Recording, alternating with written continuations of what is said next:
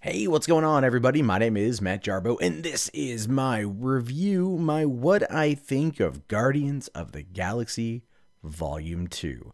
This movie, 2.5 years in the making, it's finally upon us. Marvel's, I want to say, 15th film, and goddamn, it's good. It's very good. In fact, it probably is the most personal Marvel movie made yet, right? And that is a very weird thing to say for the 15th outing in this particular franchise, but damn, James Gunn brought it. He brought it hard, and it really raises a lot of feels, especially for me. I will kind of talk about that. So I'm going to jump into it. If you want to know whether or not I think you should see this movie, clearly the answer is yes. Clearly see it now. See it as soon as you possibly can. See it before spoilers, and see it in the best possible quality. See it in 3D if you possibly can. And I don't recommend 3D, but I thought the 3D was really good. The visuals are outright stunning. I mean, stunning. So something I highly recommend all y'all check out as soon as you possibly can. Anyway, spoiler alert time. So if you're not wanting any more spoilers, now is the time to leave. Okay, I think they're gone. All right, so just the rest of us here. Oh my God, this movie. Oh my God. All right, so the quick backstory here. I took my father to see the double feature in 3D last night. He hadn't seen the first film yet, so he was getting both movies back to back, completely blind, which was awesome because my dad is a big spectacle film kind of guy. He likes the big budget movies and everything else. And it was the first time he and I had gone and seen a movie together. And I'm not even kidding you here. Batman Forever. Yeah, 1995's Batman Forever was the last time he and I went and saw a movie together. I was in middle school. Now I'm an adult with a house. It's very weird. But anyway, I wanted to take him to go see it because I thought he would enjoy it, and I thought he would get a kick out of this stuff. And I did not expect it to go where it did. And if you've seen the movie, you know why I'm talking about the whole father situation. So anyway, if you've seen the trailers for the movie, you know the general setup. But if you don't, let me just kind of fill you in right quick. Now, normally, Marvel movies take place chronologically. They take place in the year and general time that they are set. Doctor Strange was the first film to kind of bust out of this timeline. Yes, the film took place in 2016, with the beginning of the film in the beginning stages of 2016, and the end of the film sometime during the end of 2016. We really don't know. They just said 2016. So somehow he mastered everything with the sling ring and all that jazz in a few months. All right, fine, whatever. But Guardians of the Galaxy Volume 2 doesn't take place in 2017 as you might expect. In fact, it actually takes place 2 or 3 months after the events of Guardians of the Galaxy. This time around, they are basically kind of heroes for hire, right? They would make Luke Cage proud. And they are hired by the Sovereign to go and kill this creature before it attacks and eats their batteries, which apparently are quite valuable. And that's where the film begins. They're getting ready to fight this creature, and the whole opening credit sequence is Baby Groot dancing to another song from Awesome Mix Volume 2, and then, character interactions with everybody all the way through as they're trying to battle this creature. It's a great opening scene. There was another opening scene, which was of Kurt Russell on Earth with Peter Quill's mom, and everything else. That was kind of the setup for the film. And then, of course, it goes to 34 years later in space, because we're in the cosmic side of things now. And, of course, after they defeat the monster, the Aisha, the high priestess of the Sovereign, right, completely gold, Elizabeth Debicki, I believe her name is, good actress. She was a villain in Man from U.N.C.L.E., and she can play that stoic, cold-hearted person very, very, very well. And she does her job magnificently here. Now, what I loved about the scene when they talked was essentially they talk about how they birth people, genetically modify people for like the perfect specimens through a birthing pod, and that she's interested in getting a little jiggy with it with Peter, wanting to go back to the old ways for science. She wants to bump pelvises, bump uglies for science.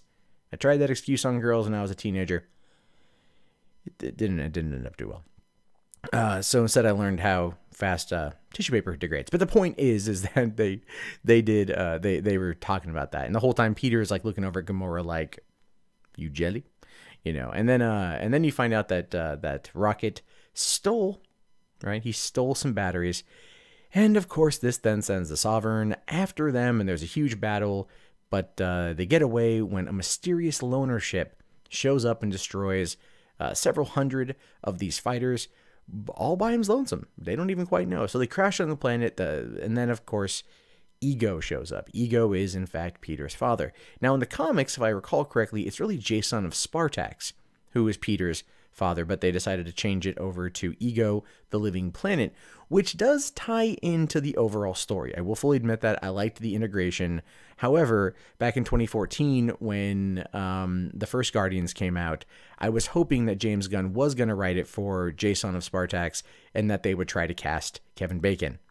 Just because of the setup for the Kevin Bacon jokes in that movie, I thought it would work. In fact, yeah, there's a nice little reference later on in one of those things. So anyway, Peter is ecstatic. He's like, oh my God, 34 years. I'm 34 years old. And I get to meet my father for the first time, spend time with my dad. My dad now wants to be my dad. And keep in mind, I am sitting there next to my father, who I recently moved close to, but I had been apart from him since I was about probably 1 year old. He and my mom divorced at that point in time, and then I've lived multiple places. He's lived multiple places, but now we're within, a half hour from each other and shit. So it's one of those things where it's kind of like I can see things from Peter's perspective, and I am pretty damn sure my dad was really, really interested in that entire storyline. But this is where things get a little bit odd. They go to Ego's planet, and they are trying to figure it out. There's no other living being here with the exception of Mantis, who is an empath that Ego rescued and then raised essentially as a pet in order to help him sleep. It's a very interesting relationship, one that's not very fundamentally explored. Now, keep in mind at the same time, that's the A story, right? Peter and Ego. Then you have the B story. The B story is Rocket, Nebula, Groot, and everything else that Yondu is trying to capture, right? And they end up getting on the ship. There's a mutiny. Yondu, Rocket get locked up. Nebula escapes, or basically helps them capture Rocket and Yondu, and then takes one of the Ravager ships and heads off to go basically kill Gamora. That might even be considered the C story. There's a lot of things going on in this movie, and so Yondu and Rocket escape, and they take over the ship, and they go back to basically save Peter.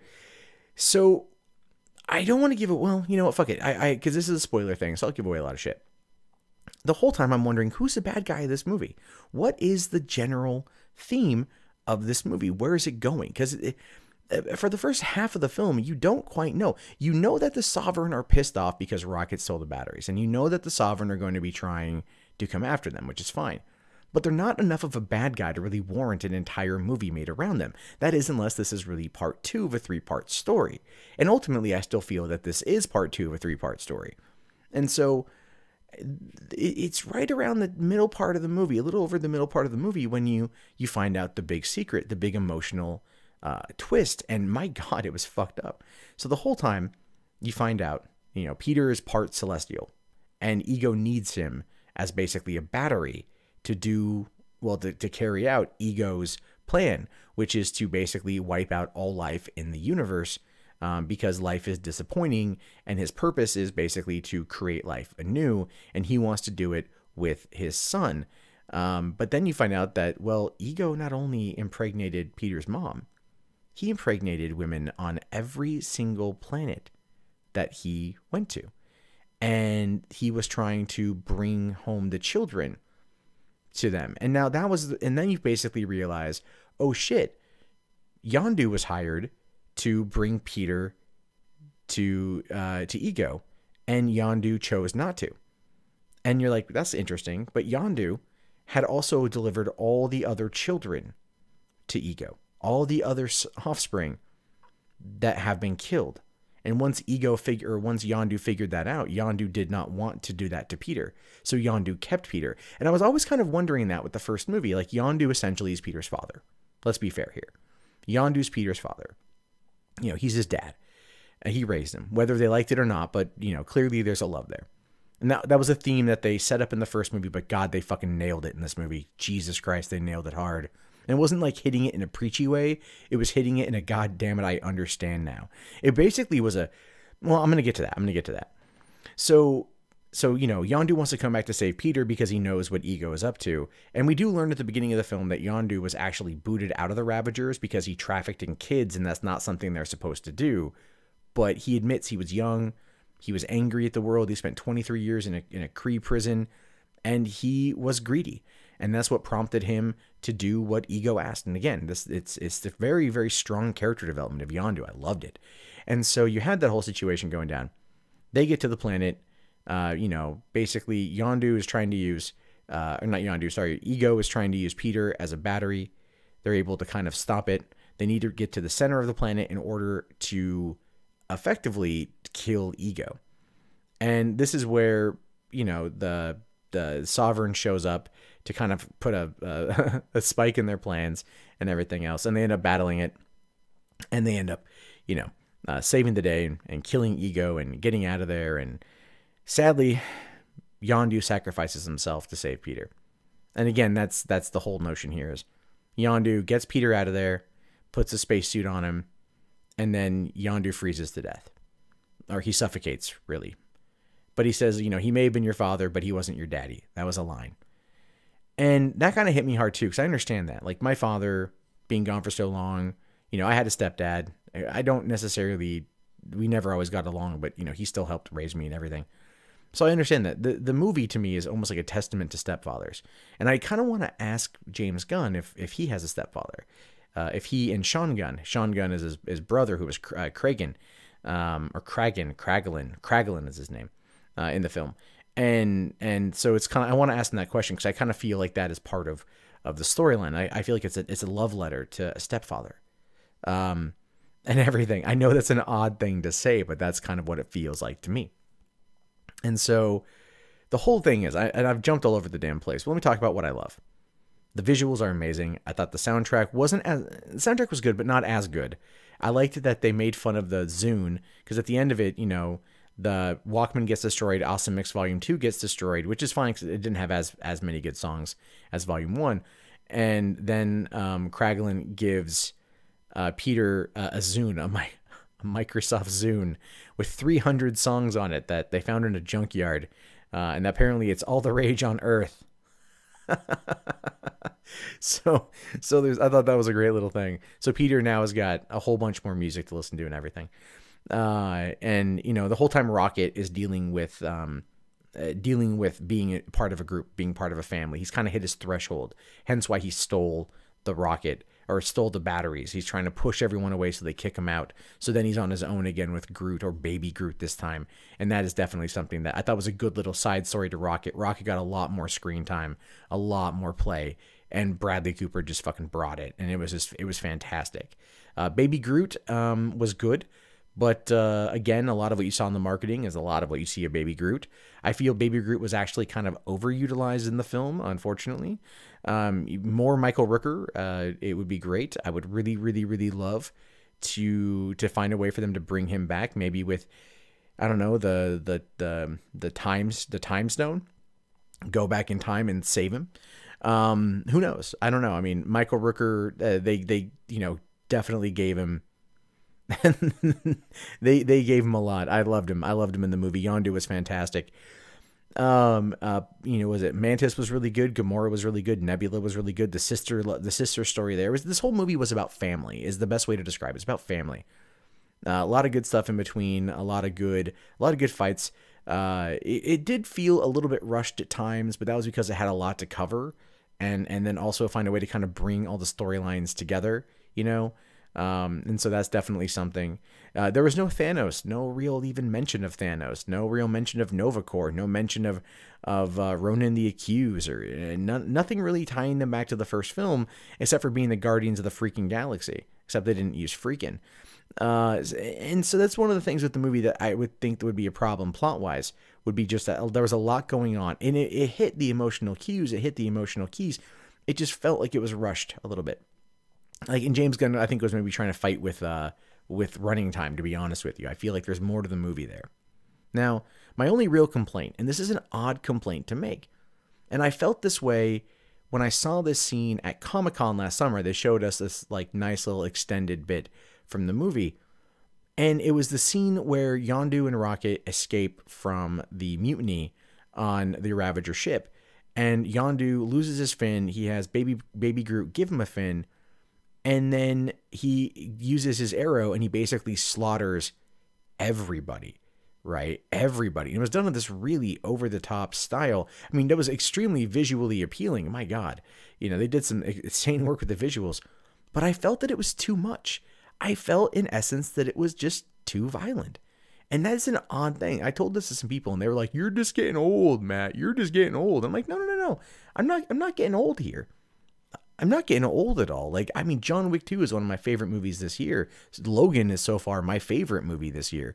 And the violence levels on those movies were fantastic. But they felt warranted. This felt over the top for the sake of just being over the top. And I think James Gunn was pushing Disney to see what he could get away with. And I'm just a little bit... That's the only thing I don't like. But other than that, the color palette on the film was amazing. James Gunn really kind of kicked it up to 10 after doing so in 2014 with the first movie. And he did just a fantastic job with it. This is a movie I highly recommend. It has a lot of love, a lot of heart. And at the end of the film, if you're not tearing up a little bit because of Yondu's death, then it's like, that's I don't think you're human. But so let's talk about some of the cameo stuff. Howard the Duck makes a brief appearance at the robot whorehouse where we first meet Yondu and the other Ravagers in the film. Not making that up. It's a robot whorehouse. I was applauding that in my mind. Sylvester Stallone is Stakar, I believe is what it is. And he's one of the original Guardians of the Galaxy who apparently can do time travel. Now, at the end of the movie, we get to see basically all of the original Guardians come back together in regards to dealing with Yondu's death. And in one of the post-credit scenes, they say, you know, like they're all together and he goes like, all right, let's go steal some shit. So clearly that's going to be a setup for what's going to be happening in the future. Now, James Gunn did say that in Guardians of the Galaxy 3, it would finish up this storyline. And if he does Guardians of the Galaxy 4, it would focus on a new set of Guardians, probably the original Guardians, that particular crew right there. There were 5 total post-credit scenes, 5, which was just insane. But they were little quick things. My favorite though was Groot as a teenager, clearly months later, and everything else. And Groot is sitting in his room and he's playing a game, and Peter comes in and there's vines and leaves everywhere. And he starts arguing with him and does like the "I'm Groot," you know, no, I'm Groot, you know, like a moody fucking 15-year-old and everything. And so clearly indicating that by the time we get to see Guardians in Avengers Infinity War, if Groot shows up, Groot will be back to being a full-size tree. So, because keep in mind, this is only a couple months later, so if they now catch up with the timeline of events in the MCU proper, then Groot's going to be a full adult. But Baby Groot was very cute. Baby Groot was definitely overutilized because of merchandise. That's my thoughts on it. But it was definitely pretty cool. You know, I liked Nebula. I like her character arc. She's not quite good. She's not quite evil. She's somewhere in between, but she's dealing with her own emotional issues. Her and Gamora have some really good stuff together. But anyway, back to the whole situation with the end credit scenes. So you've got Aisha, right? Distraught, angry, upset that she, you know, she failed. She lost her ships, expended mass resources to retrieve these batteries that ultimately destroyed a planet. And you know, she's going to go above go before the council, and she's, you know, saying she has something that's going to be used to kill the Guardians, and it's a cocoon. It's her son. She's calling him Adam. So clearly indicating Adam Warlock. Now, if you remember at the end of Thor: The Dark World, when Lady Sif and the other guy go to the Collector's, lair, if you will, to give him the stone, there's Adam Warlock cocoon back then, and James Gunn added that in as a bit of a laugh. But now we actually see that the cocoon is there, and that there's clearly going to be something involving that, right? That's going to be in the future. Now, if I recall correctly in the comics, Doesn't Adam Warlock have an Infinity Stone in his head? Right? But maybe they moved that over to Vision. I got no idea what's going to happen, but that's what's going on. So one of the interesting things I noticed here, and I don't, there's one subtle reference to Thor. There's one subtle reference to Thor in the end credit sequence. And the subtle reference is they're basically they basically kind of treat this thing like in a 1980s high school film. Like the end credits are basically like all the yearbook photos and shit, people dancing and doing whatever, doing some stupid stuff. And in one of them, you got Howard the Duck, which is cool. And then another one, you have Jeff Goldblum from Thor Ragnarok. He's just dancing randomly. Like it's just this random Jeff Goldblum popping up. And I don't quite know why it's there. I don't know why it's there at all, but that's essentially what's going on. And so I laugh at that situation simply because that was like the only reference in there. That was a nice little Easter egg that, as from what I can tell, no one else has picked up on. So so I liked it quite a bit. But okay, so this thing's been going on for like 21 minutes now. Holy shit. These are all stream of consciousnesses. I never plan any of this stuff. I talk about it. But at the end of it, for Marvel's 15th outing, here it is, 9 years to the week since the MCU began, and they've only gotten better. James Gunn took a huge, big budget sequel to an insanely popular movie from 3 years ago, and he turned it into the most personal film ever to come out of the MCU. And it has such an emotional impact in multiple ways that I would argue in some respects, because of that, it's better than the first movie. I believe it's mostly on par, because to me, it feels like a continuation of the story versus anything else. And I'm hoping that Guardians of the Galaxy Volume 3 follows in line with that. And I hope that it does, in fact, keep in with this storyline and continue it to the point of where it comes to its ultimate conclusion, which I do believe is going to be more Gamora focused this time out. And so if you are looking for a reason to see this and you've gotten this far, go see it. If you don't care about spoilers, you've made it this far, go watch it. If you want to see the movie for just, for just loving Marvel, go see it. If you have seen it, post your comments below, but kind of keep spoilers to a minimum. I hope people realize that it's going to happen. And this is one I want to go see again. I do want to go see again. I can't wait to buy it. I can't wait to add it to my collection. And it's one that I'm glad I saw with my father. I honestly am not going to lie. I feel like it might strengthen our relationship a little bit, because it's kind of like we didn't talk about it in that sense on the way home, but that was why it's personal to me. That's what I take from this film, is that it very much is relying on those emotions and discussing certain things that that haven't been discussed before in these kind of films. And to James Gunn, I say thank you. And I'm glad that he's kind of where they're headed, where they're taking the MCU through him. Guardians of the Galaxy 3 will set up the next 10 years of films coming out of the MCU. They're going to be traveling more to the cosmos and everything else. And I think if he's the person that's kind of leading the charge, or at least guiding the path, Marvel is going to be making billions of dollars for years to come. And God damn it, they fucking deserve it. Anyway, my name is Matt Jarbo. This is $3 Theater. I'll talk to you guys later. Have yourself a great day, and, well, peace out.